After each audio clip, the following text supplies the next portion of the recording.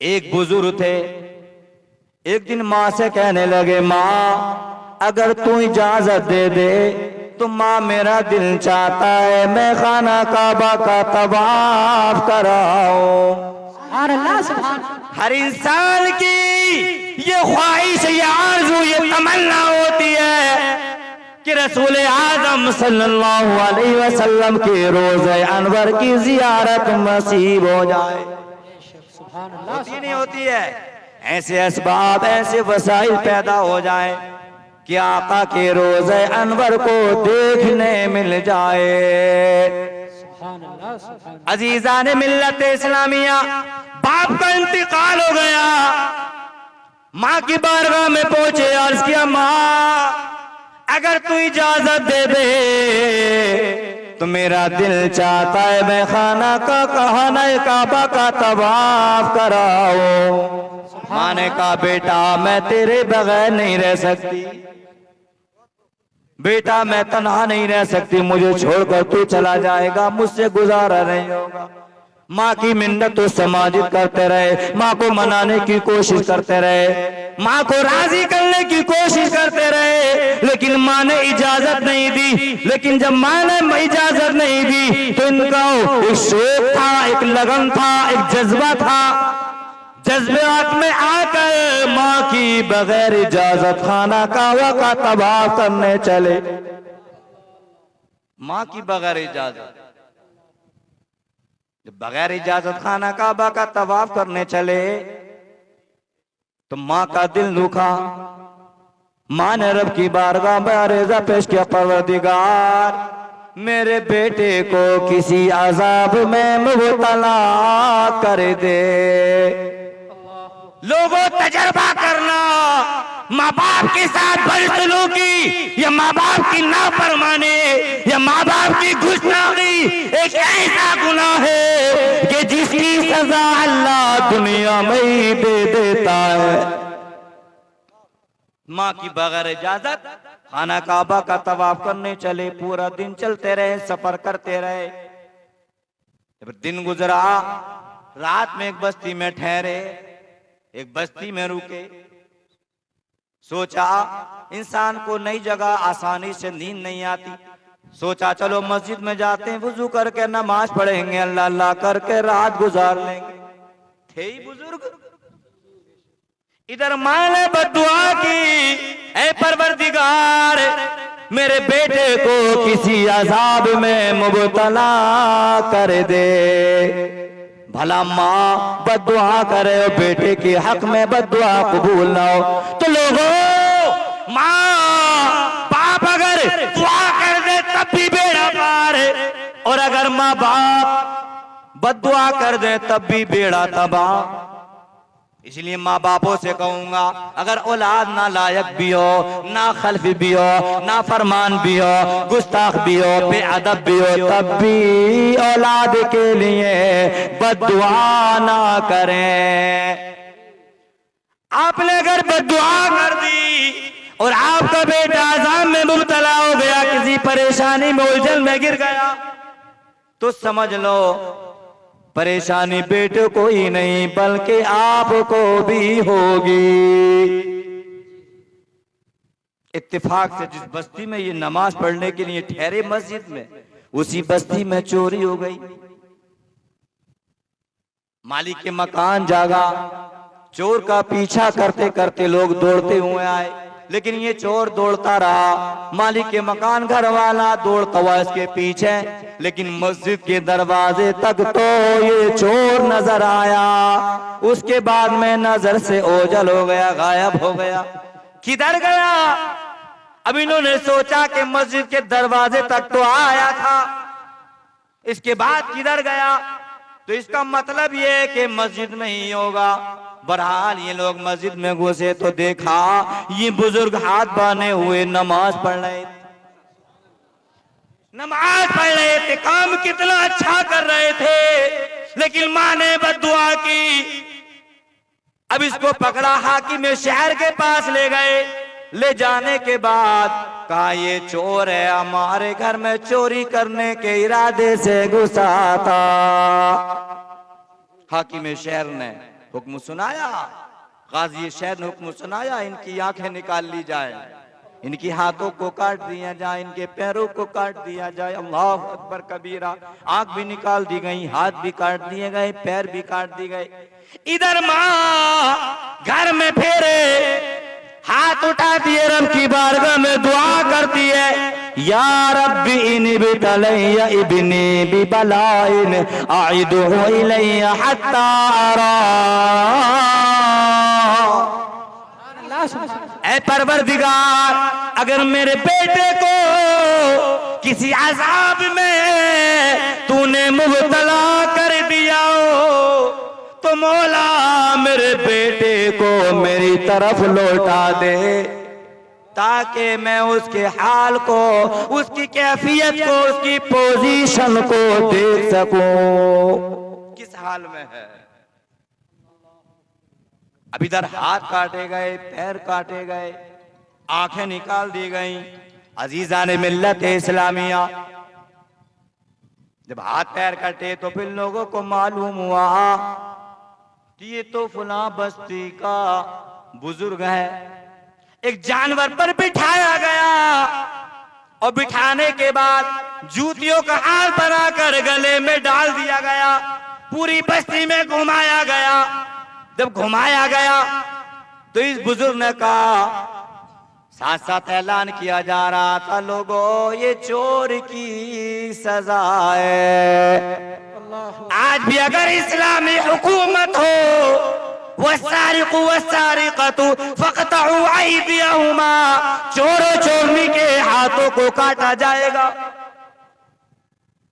अब इसको घुमाया गया, इस बुजुर्ग को ऐलान किया गया, लोगों ये चोर की सजा है, कोई किसी का माल ना चुराए, कोई गलत इरादे से किसी के घर में ना घुसे। तो इस बुजुर्ग ने बरमला ऐलान किया, एतराफ किया और यूं कहा, ला तक़ूलू ज़ालिक बल क़ूलू हाज़ा जज़ाउ मन क़सद तवाफ़ मक्का।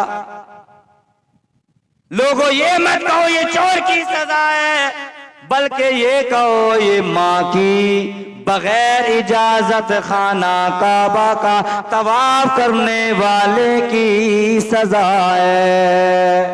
नाराए तकबीर, नाराए रिसालत, नाराए गौसियत, मसलके आला हजरत, ताजदारे अंबिया कॉन्फ्रेंस हजरत अल्लामा मुफ्ती मुदस्सिर रज़ा साहिब किबला।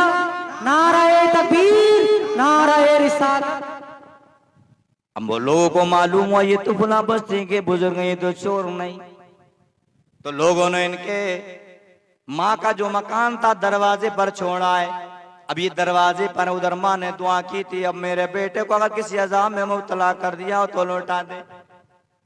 अब माँ अंदर है, ये दरवाजे पर, दरवाजे से आवाज दे रहे हैं, है कोई जो मुझे खिला दे, है कोई मुझे जो पिला दे, मैं भूखा हूँ, प्यासा हूँ।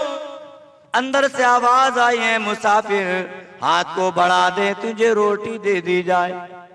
न माँ को खबर है ये मेरा ही बेटा है, न बेटे को खबर है कि अंदर से आवाज देने वाली मेरी माँ, क्योंकि हाथ भी गवा चुके हैं, पैर भी गवा चुके हैं, आंखें भी गवा चुके हैं। कहा मेरे पास हाथ नहीं है, मैं हाथ बढ़ाऊं। अंदर से आवाज आई है, मुसाफिर आधा चलकर दरवाजे तक आ जा, दरवाजे पर मैं रोटी रख देती हूँ, खा लेना। कहा मैं पैरों से भी माजूर हूँ, मेरे पैर भी काट दिए गए हैं। अंदर से आवाज आए, मैं आपके सामने आ जाती है मुसाफिर, लेकिन मेरी मजबूरी है, तू मेरे लिए गैर महरम है। समझ रहे? ये था हमारी माओ का पर्दा, ये था हमारी माओ का एहतराम। आज हमारा हाल ये का कोई पर्दा करने लगे, पर्दे की आड़ में रहने लगे, छुप कर के जिंदगी गुजारने लगे, अल्लाह अल्लाह करने लगे, तो लोग उसकी मजाक उड़ाते हैं, ये आयनों के निराले। आप दो केले लीजिए, एक केले को छील के रख दीजिए और एक केले को ऐसे रख दीजिए, 2 मिनट में देखिए कितनी मक्खी छिले हुए केले पर बैठ जाएंगी। यही पर्दे की मिसाल है। अपनी माओ बहनों को पर्दे में और जिस घर में बेपर्दा औरत होती है, कमाएंगे जरूर लेकिन बरकतें नहीं होंगी। लेकिन आजकल तो ये देवर कहता है भाभी के लिए मैं इस पर तो मेरा आता, ये हालात हमारे। जबकि हदीस मुस्तफा में देवर को भाई के लिए मौत फरमाया है। पर्दों का एहतिमाम करो। आज बेपर्दी के जो वजह है, जो कभी राबिया, कभी साबिया और कभी आयशा, और कितनी मुसलमानों की बेटियां शहजादियां जो गैर मुस्लिमों लड़कों से टच है, भाग रही हैं, इज्जत का जनाजा निकलवा रही है। सबसे पहली बात तो ये इंग्लिश मीडियम स्कूलों में बी और एमबी की जो तालीम दिलाते हैं ये गलत, हम इसका मशवरा नहीं देंगे। लड़कियों का मदरसा मैं भी चलाता हूँ, मैं आपको गारंटी के साथ कहता हूँ, एक लड़की को आप बी और एमए करा लीजिए, पीएचडी करा लीजिए, और एक लड़की को सिर्फ आलिमा बना लीजिए, आप सामान मत दीजिए, जहेज मत दीजिए, फिर भी देखिए इंशाअल्लाह आपकी आलिमा का पहला रिश्ता हो जाएगा। मेरे पास फोन आते हैं, हजरत कोई आलिमा हो तो बताओ, हजरत कोई कारिया हो तो बताओ, क्योंकि आपका मदरसा चलता है, क्योंकि फेसबुक वगैरह पर मैं इश्तिहार वगैरह डालते रहता हूँ ना मदरसे के। हजरत कोई आलिमा हो तो बताओ, हमें कुछ नहीं चाहिए, अगर 10, 20, 50 हजार की बात, लाख की बात होगी तो हम खर्च कर देंगे। और ये बी और एमबे करने के बाद अभी इसको बी एमबे लड़का भी तो चाहिए। अजीजा ने मिल्लत इस्लामिया, तो बात यहां से निकली। अम्मा ने कहा तू मेरे लिए गैर महरम इसलिए मैं तेरे सामने नहीं आ सकती। कई इस अंदेशों को जहन से निकाल लीजिए, मैं आपको देख नहीं सकता, मेरी आंखें भी नहीं है। अजीजा ने मिल्लत इस्लामिया, अब ये माँ थोड़ा सा ठंडा पानी लेती है, रोटी लेती है, थोड़ी सी तरकारी लेती है, माँ बाहर आती है। आने के बाद अब इस माँ ने इस बुजुर्ग के मुंह में लुकमा बना कर डाला। अब जिस माँ ने 9 महीने पेट में रखा हो, अपना खूने जिगर पिलाया हो, जिस माँ ने 2 साल अपना दूध पिलाया हो, फिर बचपन से लेकर जवानी तक और 20 और 25 और 30 साल की उम्र तक अपने हाथों से कपड़े धोकर प्रेस कर पहनाए, बच्चे को नहलाया धुलाया, खिलाया पिलाया, तो भला वो माँ जो खिलाने का अंदाज था, भला वो माँ के अंदाज को बच्चे बुजुर्ग या ये बच्चा कैसे ना पहचानता। इस बुजुर्ग ने फौरन पहचान लिया, ये खिलाने वाला कोई मामूली इंसान नहीं बल्कि मेरी माँ है। तो ये माएँ होती हैं। आज अगर माएँ कहते हैं बेटा ये चौराहों पर बैठकर यूं वक्त जाया ना किया करो, रात में जल्दी आकर के सो जाया करो, तो हम यूं कहते माँ तुझे नींद नहीं आती तो मेरा इसमें क्या कसूर, माँ तू मुझे डिस्टर्ब मत किया कर, मेरे काम में दखल अंदाजी ना किया कर। अबे ना जानो तुम्हें मालूम नहीं है, माँ माँ होती है। अगर माँ ना भी है, माँ लंगड़ी भी है, माँ लुंजी भी है। अगर आपके घर में माँ है तो इससे बड़ा साया आप पर कोई नहीं। और ये कलियर और अजमेर और बरेली बहुत मज़ारात पर जो मज़ारों पर जाते हो हैं और फिर कहते हो साबिर पाक का फैजान मिलेगा, साबिर पाक आपसे राजी नहीं हो सकती अगर आपके घर में आपके माँ बाप नाराज है। अल्लाह और रसूल के बाद अल्लाह ने किसी का अगर मर्तबा रखा है तो वो माँ बाप। आका फरमाते हूँ माँ जन्नतों का वनार, जिन्होंने माँ बाप की खिदमत की, जिन्होंने माँ बाप को खिलाया पिलाया, माँ बाप की दुआएं ली, तो ये माँ बाप उनके लिए जन्नत है। लेकिन यह थोड़ी गुजारिश माँ बापों से भी कहूंगा, जब जवान औलाद हो जाए तो अकड़ ना दिखाएं, गुस्सा ना दिखाएं, गाली गलौज और गलत जुबान इस्तेमाल ना करें। लेकिन माँ बाप भी समझते हैं कि जितनी गलत जुबान इस्तेमाल कर लेंगे, ये जवानी का खून गर्म खून होता है, अपनी जुबान में मिठास पैदा करो, प्यार से बात करो, इंशाअल्लाह औलाद आपकी नाफरमानी नहीं कर सकती। लेकिन छूटते ये भी गाली दे रहा है, ये बुढ़ापे में बुकला गया। कुछ कमियां माँ बापों की भी हैं, सिर्फ जवानों की औलादों की ही नहीं है। कुछ कोताहियां माँ बापों की भी है। माँ बाप अगर औलाद की अच्छी तरबियत करें, प्यार से, नरमी से, मोहब्बत से बोले हैं, तो इंशाअल्लाह ये औलाद नाफरमानी नहीं कर सकती। अब माँ ने जब लुकमा खिलाया, बेटे ने पहचान लिया, बुजुर्ग ने पहचान लिया, ये खिलाने वाला कोई ज़ईफा, कोई बूढ़ी औरत तो गैर नहीं है, ये खिलाने वाली मेरी माँ है। तो फौरन माँ के कदमों में अपना सर रखा। अना इब्नु कल्लासी,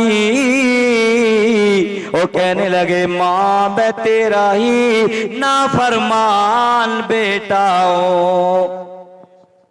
जब माँ ने बेटे की इस कैफियत को देखा कि आंखें निकाल दी गई, हाथ काट दिए गए, पैर भी काट दिए गए, तो माँ ने रब की बारगाह में फिर दोबारा तिबारा हाथों को उठाया और अर्ज किया, या रब्बी इज़ा कानतिल हालतु कज़ालिक फ़क़बिज़ रूही व रूहहू हत्ता ला यरन नासु सिवाद वजहिना।